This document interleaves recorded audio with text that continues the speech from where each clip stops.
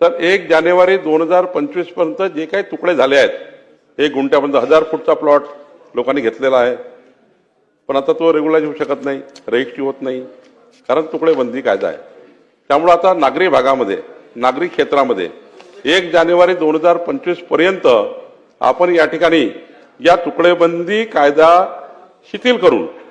त्या ठिकाणी जेवढे काही आता ते झाले आहेत, पण हे करताना मात्र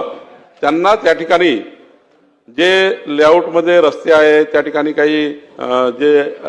त्या ठिकाणी UDCPR त्यांचे जे आहेत त्यांचाही विचार करून आपल्याला हे या ठिकाणी SOP तयार करावी लागेल. तुकडेबंदी कायदा तर आपण काढून टाकू अमोल खताळजी, पण याला एक SOP तयार करावी लागेल, जी SOP या ठिकाणी मी 15 दिवसामध्ये SOP तयार करतोय आणि त्याचे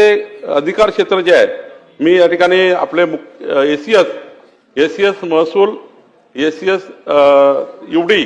1 आणि जमाबंदी आयुक्त आणि IGR या चौघाची कमिटी करून केवळ तुकडेबंदी कायदा निरस्त केल्याने होणार नाही, पण या कमिटीने नेमका हा तुकडा जो झाला आहे त्या तुकड्याची रजिस्ट्री कशी होणार, त्या तुकड्याला कायदेशीर कसं करून घेणार, त्यांचे प्राधिकरण RL कसं देणार, सर्व करायला लागेल. नाही तर काय होईल, दलाल घुसतील आणि पुन्हा लोकांना लुटतील. त्यामुळं एक चांगली SOP तयार करू आणि पुढच्या 15 दिवसामध्ये, आता तर मी तुकडेबंदी कायदा माननीय मुख्यमंत्र्यांच्या अनुमतीने नोटिफिकेशन काढून कमी करून देईल, पण सोबतच एक SOP आपण या ठिकाणी देतो आहे, ज्यातनं या महाराष्ट्रातल्या 50 लाख